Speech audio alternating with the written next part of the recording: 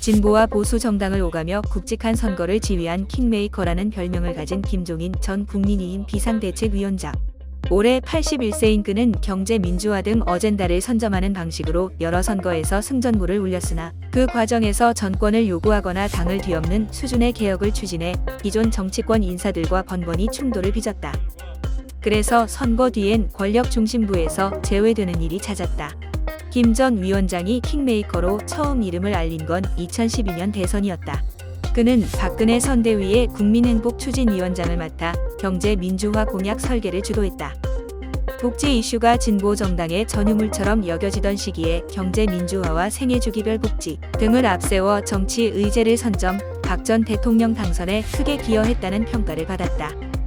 하지만 김 전 위원장은 당의 주류인 친박계 인사들과 융화되지 못하고 사사건건 충돌했다.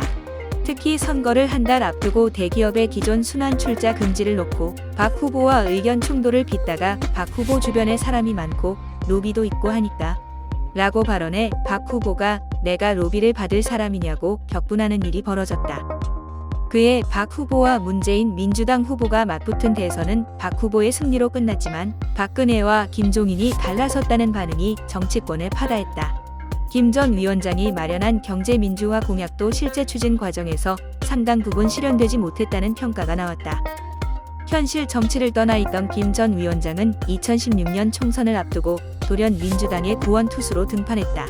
당시 민주당의 부진이 예상되던 시기였으나 민주당 비대위원장을 맡은 김 전 위원장은 문제는 경제다. 정답은 투표다라는 슬로건을 내걸고 이념 탈피 정당을 콘셉트로 내세웠다. 이 과정에서 이해찬 정청래 의원 등 친문 의원을 대거 공천 배제하면서 당이 내분 양상으로 치닫기도 했다. 하지만 투표함을 열자 민주당이 123석을 확보해 122석에 그친 새누리당을 한 석 차이로 누르고 여소야대 정국을 열었다. 그러나 이때도 김 전 위원장은 선거 이후 친문 진영과의 불화를 씻지 못했고 그가 발의한 상법 개정안의 처리가 지지부진하자 경제 민주화 법안에 있어 나는 속은 사람이다. 민주당에 열의를 가진 사람이 없다고 당을 비판했다.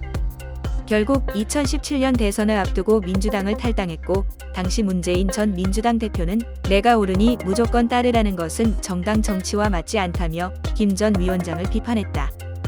이후 야인 생활을 이어가던 김 전 위원장은 2020년 사이로 총선을 20일 앞두고 미래통합당의 총괄선대위원장으로 합류했지만 선거는 180석을 얻은 민주당의 승리로 끝났다. 그는 이후 미래통합당 비대위원장으로 추대돼 당의 재건에 나섰다. 당명을 국민의힘으로 바꾸고 당 정강 정책에 노동자의 권리 5.18 민주화 운동 정신 계승 등을 명기한 김 전 위원장의 혁신 노선에 당 안팎에서 파격적이라는 반응이 나왔다. 하지만 이 과정에서 야권 원로와 당 중진들로부터 당의 의사결정 구조를 무시한 독선이라는 비판을 받기도 했다. 당내 공세에 봉착한 김 전 위원장은 지난 4월 서울시장 보궐선거에서 다시금 킹메이커의 면모를 선보였다. 특히 오세훈 국민의힘 후보와 안철수 국민의당 대표의 단일화 국면에서 초기 지지율 면에서 열세였던 오 후보를 적극적으로 지원해 경선 승리의 주역이라는 평가를 받았다. 결국 오 후보는 서울시장에 당선됐고 김 전 위원장은 같은 달 의원총회에서 당 의원들의 박수를 받으며 비대위원장직에서 물러났다.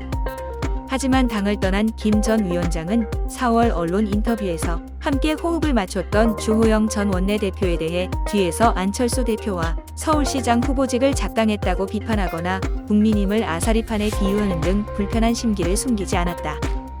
김 전 위원장은 이번 대선에선 윤석열 후보를 도울 총괄선대위원장으로 합류했다. 하지만 당내에는 여전히 김 전 위원장을 곱지 않게 바라보는 이들이 적지 않다. 김 전 위원장도 이를 의식한 듯 당에 내가 안 왔으면 하는 사람들이 더 많은 것 같다고 했다. 한 국민의힘 의원은 윤 후보의 지지율 상승세가 뚜렷한데 김 전 위원장의 영입을 위해 이렇게까지 해야 하느냐고 부글부글해하는 이들이 꽤 있다고 말했다.